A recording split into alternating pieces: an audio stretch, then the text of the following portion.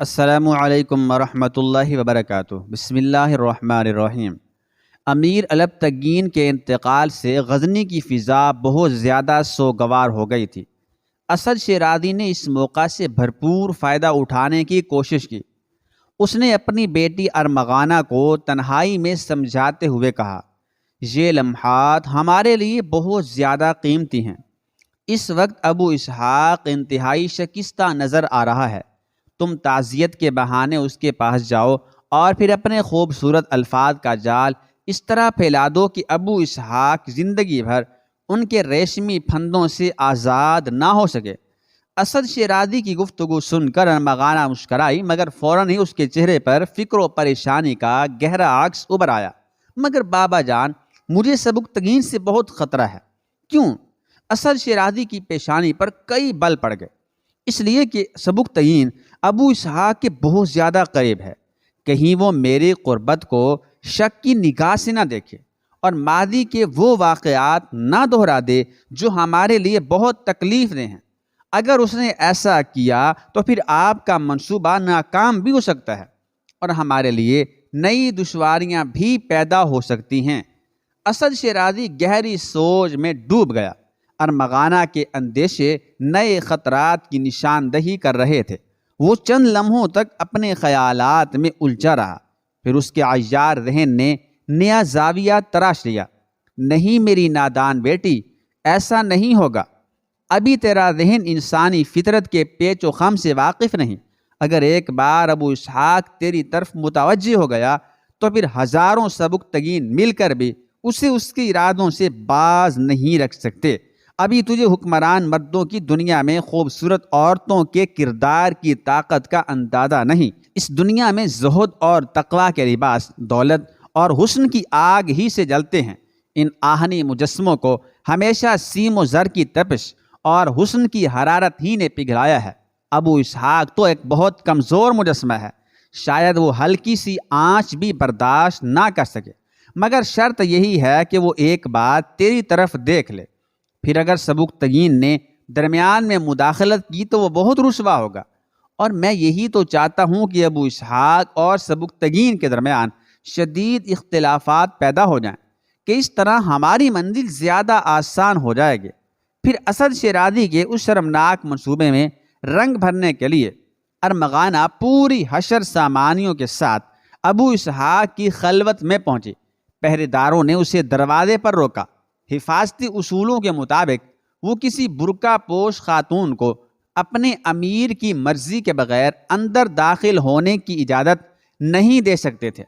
اپنے امیر کو اطلاع دو کہ وزیر مملکت اسد شیرازی کی صاحبزادی ان سے ملنا چاہتی ہیں، ملاقات کرنا چاہتی ہیں۔ ارمغانہ نے اس طرح تحکم آمیز لہجے میں کہا کہ جیسے وہ ابو اسحاق کے محافظوں سے نہیں، اپنے غلاموں سے مخاطب ہو۔ ارمغانہ کی بات سن کر ایک پہرے دار اندر گیا اور پھر کچھ دیر بعد واپس آ کر کہنے لگا، محترم خاتون، اندر تشریف لے جائیں، امیر آپ کو یاد فرما رہے ہیں۔ ارمغانہ کی گردن میں ہلکا سا تناؤ پیدا ہوا اور وہ ایک ادائے خاص کے ساتھ ابو اسحاق کی خلوت گاہ میں داخل ہوئے۔ ابو اسحاق ایک آرام دہ کرسی پر خاموش بیٹھا تھا اور اداس نظروں سے اس شمشیر کو دیکھ رہا تھا جو سامنے کی دیوار پر آویزاں تھی۔ یہ وہ تلوار تھی کہ جس سے امیر البتگین نے کئی اہم جنگیں لڑی تھیں اور ان جنگوں میں نمایاں کامیابی حاصل کی تھی۔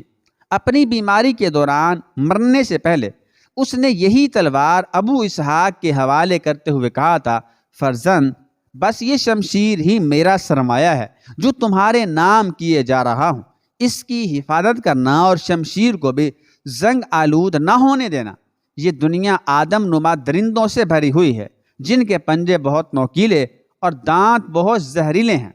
اگر شمشیر پر زنگ آ گیا تو پھر یہ وحشی تمہیں ہلاک کر ڈالیں گے، یا پھر تم تاج و تخت سے محروم ہو کر افلاس زدہ لوگوں کی طرح زندگی بسر کرو گے۔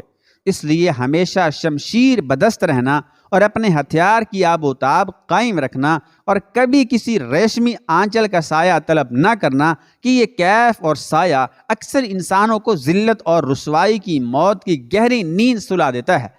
تمہارے لیے بس یہی ایک وصیت ہے کہ ہمہ وقت مسلح ہو کر جاگتے رہنا اور صرف اپنے اللہ کی ذات پر بھروسہ رکھنا، اس کے سوا یہاں کوئی کسی کا مددگار نہیں ہے۔ امیر البتگین کے الفاظ یاد کر کے ابو اسحاق کی آنکھوں میں نمی سی جھلکنے لگی تھی، اور وہ ابھی اپنے انہی خیالات میں الجھا ہوا تھا کہ اسے ارمغانہ شیرازی کے قدموں کی چاپ سنائی دی۔ وہ چونک کر آنے والی خاتون کی طرف دیکھنے لگا جس کے چہرے پر سیاہ نقاب پڑا ہوا تھا۔ ارمغانہ نے آہستہ سے نقاب ہٹایا اور نصف قد تک جھک کر ابو اسحاق کو سلام کیا، پھر وہ سیدھی کھڑی ہو گئی اور غزنی کے حکمران کی طرف مخمور نگاہوں سے دیکھنے لگی۔ ارمغانہ چاہتی تھی کہ پہلی ہی ملاقات میں ابو اسحاق اس کے بے پناہ حسن کا شکار ہو جائے۔ اسد شیرازی کی بیٹی کو دیکھ کر ابو اسحاق حیران رہ گیا۔ اتنا دل فریب چہرہ آج تک اس کی نظروں سے نہیں گزرا تھا۔ چند لمحوں تک وہ حیرت و سکوت کے عالم میں اس لڑکی کو دیکھتا رہا جو بڑی بے باکی کے ساتھ خلوت شاہی میں تنہا کھڑی تھی۔ خاتون، آپ نے کس لیے زحمت کی؟ ابو اسحاق نے بہت نرم اور شائستہ لہجے میں پوچھا۔ اچانک ارمغانہ کا دل کا چہرہ اداس نظر آنے لگا۔ وہ چند لمحوں تک خاموش کھڑی رہی، پھر لرزتی ہوئی آواز میں بولی، امیر محترم، میں اس جاں گداز سانحے پر خدمت عالیہ میں دلی تعزیت پیش کرتی ہوں۔ مجھے اس حقیقت کا علم ہے کہ میری زبان سے ادا ہونے والے چند الفاظ آپ کے بے اندازہ غم کا مداوع نہیں بن سکتے، پھر بھی انہیں قبولیت کا شرف بخش دیجئے کہ یہ الفاظ ایک کنیز کا سرمایہ ہیں۔ آپ یقین فرمائیں کہ اگر میرے اختیار میں ہوتا تو میں اپنی جان دے کر بھی آپ کو اس غم سے بچا لیتے۔ یہ کہتے کہتے ارمغانہ شیرازی کی پلکیں بھیگنے لگیں۔ ابو اسحاق نے بڑی حیرت سے ایک اجنبی خاتون کی غم گساری کا یہ انداز دیکھا اور اپنائیت کی انتہائی اثر انگیز گفتگو سنی۔ ابو اسحاق کی سمجھ میں نہیں آ رہا تھا کہ وہ ارمغانہ کی باتوں کا کس طرح جواب دے۔ پھر وہ بڑی مشکل سے رک رک کر کہنے لگا، خاتون، میں آپ کے جذبات کی قدر کرتا ہوں۔ ایک خوبصورت دوشیزہ کو اتنے قریب پا کر ابو اسحاق کی آواز میں ہلکا سا ارتعاش پیدا ہو گیا تھا۔ امیر کے انتقال پر ابھی تک کسی شخص نے اس طرح مجھے تعزیت پیش نہیں کی ہے۔ میں آپ کا شکر گزار ہوں کہ آپ نے میرے ذاتی غم کو اتنی شدت سے محسوس کیا۔ مجھے فخر ہے کہ میری مملکت میں ابھی ایسے غم گسار موجود ہیں، اور کیوں نہ ہوں کہ آپ کا تعلق اسد شیرازی جیسے شفیق اور مہربان انسان سے ہے۔ وہ اپنے دل میں ملت اسلامیہ کے لیے گہرا درد رکھتے ہیں۔ میں یہ راز جانتا ہوں کہ اسد شیرازی نے کئی مواقع پر اسلحہ خریدنے کے لیے حکومت کو قرض بھی دیا۔ ابو اسحاق کی گفتگو سن کر ارمغانہ کے دل میں خوشی کی ایک تیز لہر اٹھی۔ اب اسے اپنی منزل زیادہ قریب نظر آ رہی تھی۔ ارمغانہ نے محسوس کیا کہ بڑھاپے کی سرحدوں پر کھڑا ہوا حکمران اس کے توبہ شکن حسن کا اسیر ہوتا جا رہا ہے۔ یہ سوچ کر ارمغانہ چند قدم اور آگے بڑھی۔ اب اس کی اور ابو اسحاق کے درمیان بہت کم فاصلہ رہ گیا تھا۔ امیر عالی مقام ارمغانہ شیرازی نے ابو اسحاق پر اپنے الفاظ کا سحر طاری کرنے کے لیے، جادو طاری کرنے کے لیے نیا لہجہ اختیار کیا۔ میں یہ نہیں جانتی کہ حکومت اور والد محترم کے درمیان کس قسم کے مراسم ہیں، اور اگر وہ کچھ قرض بھی دیتے ہیں تو یہ کوئی احسان نہیں کہ انہوں نے اس ملک میں رہ کر سب کچھ حاصل کیا ہے۔ میں تو یہاں تک کہنے کے لیے تیار ہوں کہ اگر حکومت مہربان نہ ہوتی تو آج اسد شیرازی کچھ بھی نہ ہوتے۔ ارمغانہ شیرازی کی گفتگو نے ابو اسحاق کو ایک بار پھر چونکا دیا۔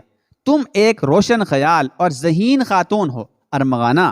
اس مرتبہ ابو اسحاق نے اسے اس کے نام سے مخاطب کیا تھا۔ مجھے حیرت ہے کہ میری مملکت میں ایسی سوچ رکھنے والی خواتین بھی موجود ہیں۔ میں نے آج تک تمہیں کسی شاہی تقریب میں نہیں دیکھا۔ ابو اسحاق آہستہ آہستہ ارمغانہ سے بے تکلف ہوتا جا رہا تھا۔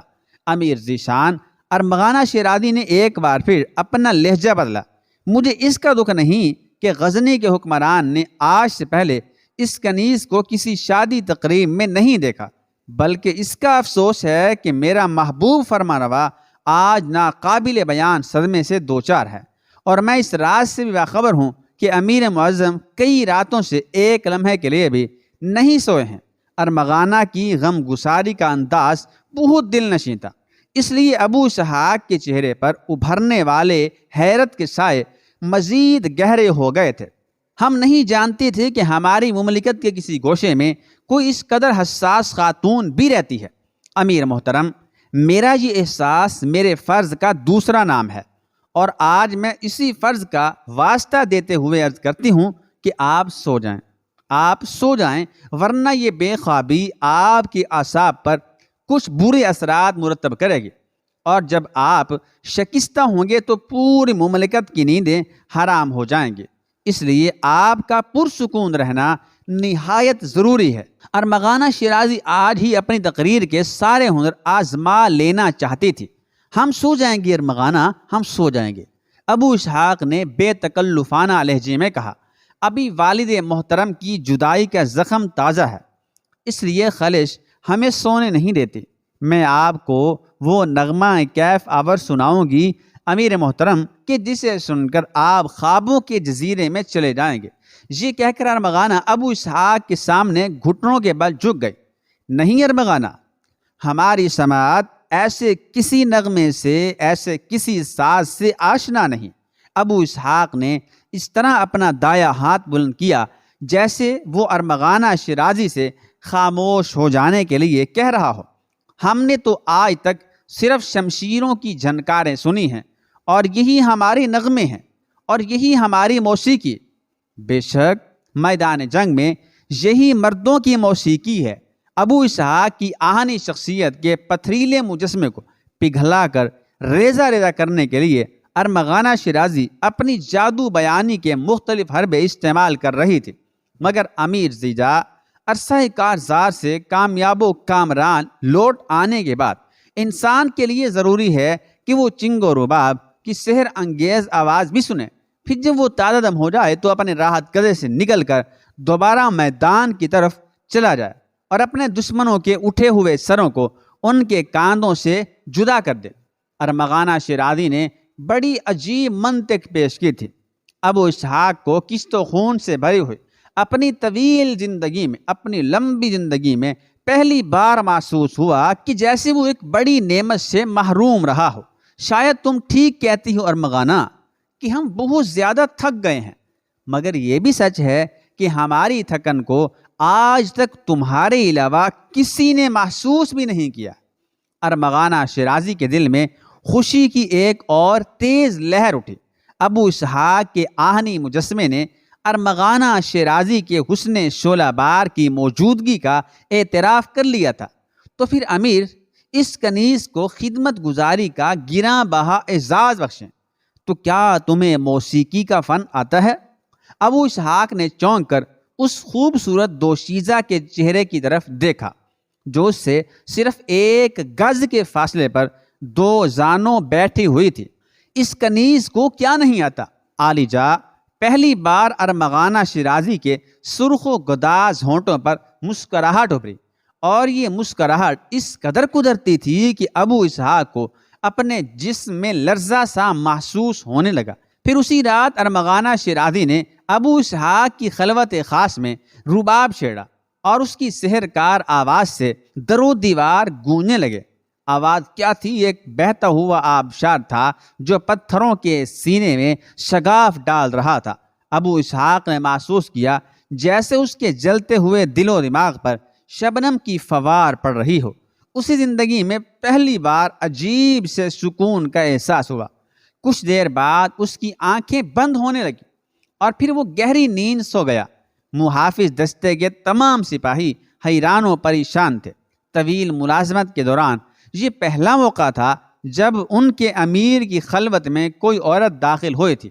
سارے محافظ ایک دوسرے کے چہرے کو دیکھ رہے تھے اور آنکھوں ہی آنکھوں میں مختلف سوالات کر رہے تھے، مگر کسی کو لب کشائی کی جرت نہیں تھی۔ ایک طرف تو غزنی کے حکمران کا معاملہ، اور دوسری طرف ایک با اثر وزیر اسد شیرازی کی بیٹی تھی۔ کوئی کہتا بھی تو کیا کہتا، مگر پھر بھی ایک محافظ نے ہمت کر کے سبکتگین تک یہ خبر پہنچا دی۔ سردار، یہ ایک انہونی بات ہے کہ امیر موسیقی سن رہے ہیں اور مطربہ کوئی عام کنیز نہیں، وزیر مملکت کی بیٹی ارمغانہ ہے۔ سبکتگین کو سن کر ایسا محسوس ہوا جیسے کسی دشمن نے پیچھے سے وار کیا ہو اور اس کے سر پر بھاری گز نے ضرب لگائی ہو۔